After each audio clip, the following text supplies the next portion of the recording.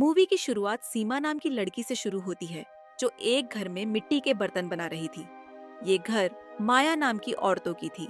माया किसी पार्टी में जाने वाली थी और जल्दी ही वो तैयार होकर घर से चली जाती है। सीमा माया के ही घर में रहती थी और घर का ख्याल भी रखती थी। वैसे माया अपने घर में एक स्कूल चलाती थी। यहाँ वो औरतों को मिट्टी के बर्तन बनाना सिखाती थी। वह जब घर पर नहीं होती थी तो सीमा औरतों की मदद करती थी। सीमा को भी अच्छे बर्तन बनाने आते थे, लेकिन वह अभी भी माया से काफी पीछे थी। हमेशा की तरह आज भी सीमा ने रात का खाना बना लिया था। माया को गए हुए काफी समय हो गया था, इसलिए सीमा घर आ जाती है और उसके साथ जिवो नाम का आदमी भी था। वो सीमा को बताती है कि जिवो मुझे पार्टी में मिला था और वही हमारी दोस्ती हो गई। सीमा जानती थी कि माया रंगीन मिजाज की मालकिन है। माया जीवो को अपने रूम के अंदर ले जाकर दोनों अपने पानी निकालने लगते हैं। इन दोनों की गर्मा गर्म आवाज सुनकर सीमा भी गर्म हो गई। वो भी अपनी गुफ्फा शांत करना चाहती थी, लेकिन उसके पास कोई डंडा नहीं था। थोड़ी देर बाद जीवो चला जाता है और उसके जाने के बाद सीमा अपने कमरे में सोने लगती है। वैसे सीमा को आज नींद नहीं आ रही थी। इसी दौरान माया उसके कमरे में आकर कहती है कि जीवो मेरी प्यास नहीं बुझा पाया, अब तुम्हें ही अपना जादू दिखाना पड़ेगा। माया की बात सुनकर सीमा खुश हो गई और देखते ही देखते दोनों एक दूसरे का पानी निकालने लगी।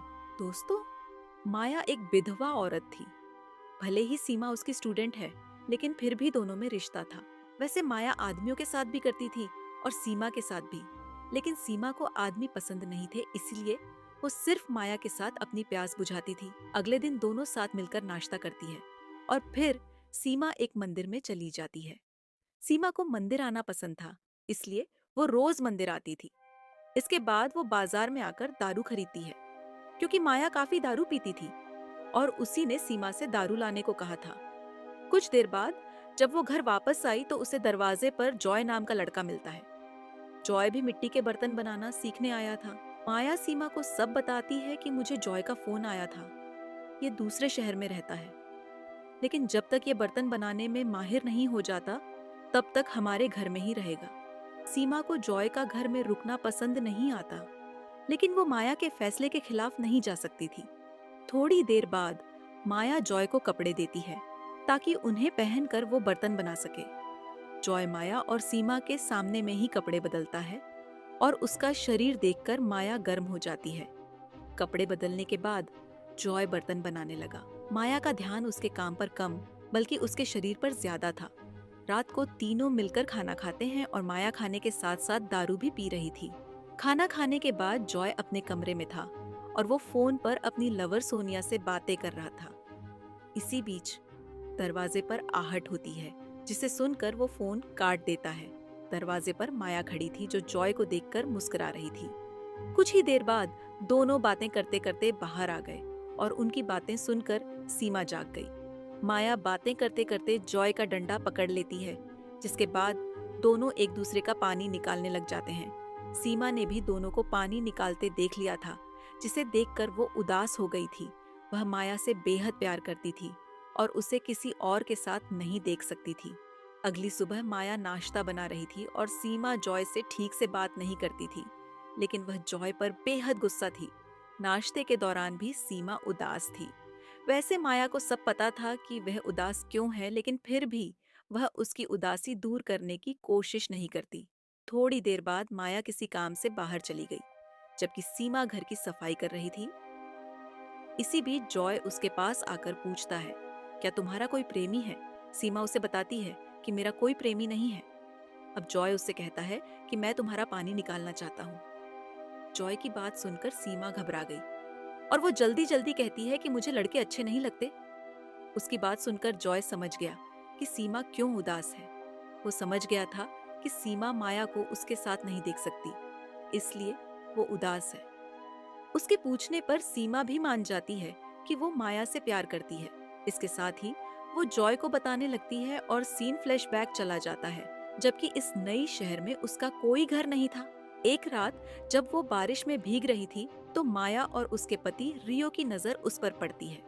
उन्हें सीमा पर तरस आ गया था, इसलिए वो उसे अपने घर ले आते हैं। सीमा उन्हें सब बताती है कि शहर में मेरा कोई नहीं है, जिसके बाद दोनों ने उसे अपने पास रखने का फैसला कर लिया।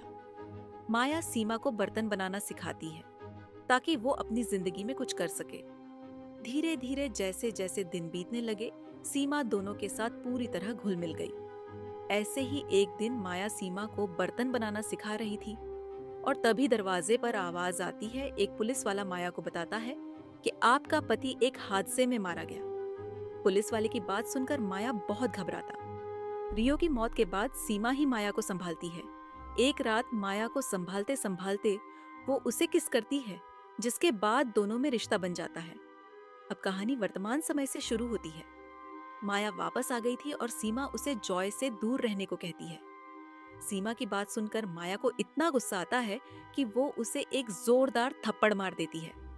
रात को जॉय फिर से माया का पानी निकालने लगा और दोनों की गर्म आवाजें सुनकर सीमा फिर से दुखी होने लगी। अगले दिन सीमा फिर से मंदिर जाकर प्रार्थना करती है।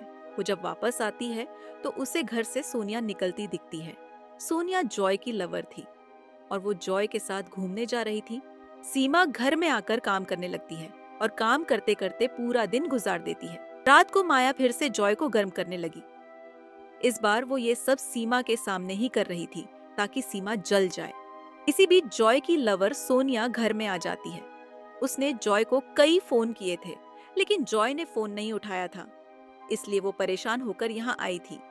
उसे अब जॉय पर शक होने लगा था, इसलिए वो उसे अपने साथ चलने को कहती है।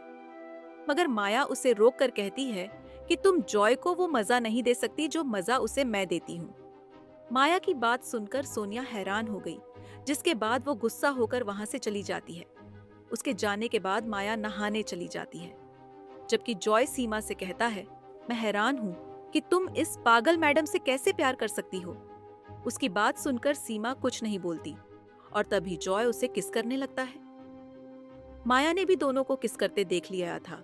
उसे लगने लगा कि दोनों के बीच रिश्ता है और दोनों मिलकर उसे बेवकूफ बना रहे हैं। दोनों माया को समझाने की पूरी कोशिश करते हैं कि हमारे बीच कोई रिश्ता नहीं है, मगर माया दोनों पर यकीन नहीं करती और दोनों को घर से चले जाने को कहती है। सीमा के बार बार माफी मांगने पर माया कहती है, मैं तुम दोनों को तभी माफ कर सकती हूँ अगर तुम दोनों मेरे सामने ही एक दूसरे का पानी निकालोगे। माया की बात सुनकर दोनों हैरान हो गए। सीमा को पता था कि माया पूरी ढीठ है, इसलिए वो उसकी बात मानने को तैयार हो गई। जॉय सीमा को रोकने की कोशिश करता है, मगर माया सीमा को एक चेयर पर बैठाती है और फिर उसके कपड़े उतारने लग जाती है। सीमा का गोरा बदन देखकर जॉय हैरान हो गया। इसी बीच माया अपने हाथ से सीमा को गर्म करने लगती है। देखते ही देखते सीमा गर्म हो गई, जिसके बाद जॉय उसे एक टेबल पर लिटा देता है। माया के इशारे पर जॉय सीमा की गुफा में धमाके करने लगा।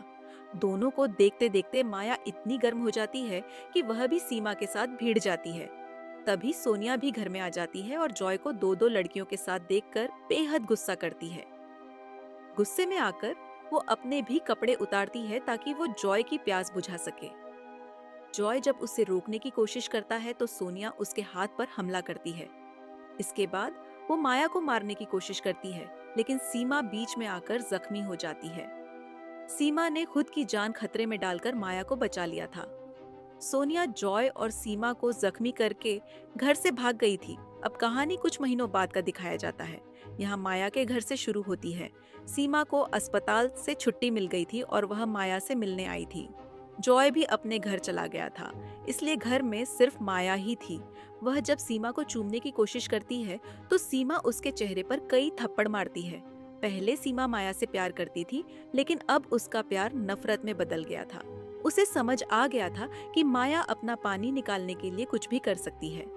कहानी के आखिर में सीमा माया का घर हमेशा हमेशा के लिए छोड़ देती है। इसी के साथ इस मूवी को अंत होता है। मेरा वीडियो आपको पसंद आया तो प्लीज मेरे चैनल को जरूर सब्सक्राइब करें। मिलते हैं अगली वीडियो में, तब तक के लिए बाय।